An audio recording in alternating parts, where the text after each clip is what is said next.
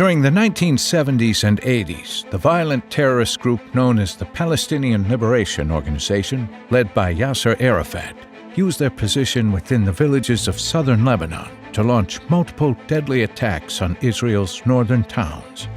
After several years, Israel could no longer tolerate these endless attacks on its civilian population.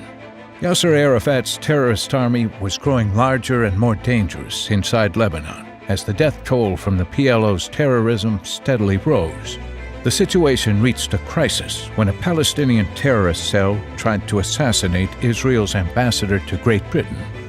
On June 6, 1982, Israel sent the IDF into southern Lebanon to drive the PLO out of its hiding place and destroy the threat against Israeli citizens in Operation Peace for Galilee.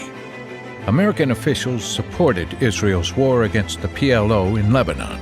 President Ronald Reagan publicly supported Israel's right to defend its citizens from the intolerable threat of ongoing terrorism that violated Israel's sovereignty. The war was difficult.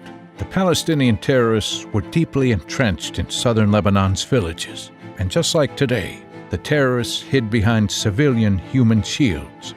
For 3 years, Israel was forced to keep the IDF in Lebanon to prevent the PLO from regaining control of the area along Israel's northern border.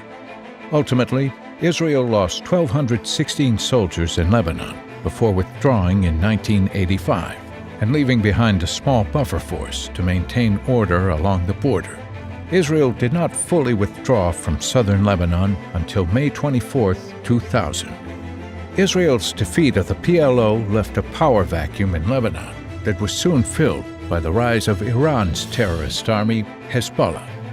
Hezbollah has steadily gained power and is now entrenched as an official part of Lebanon's government.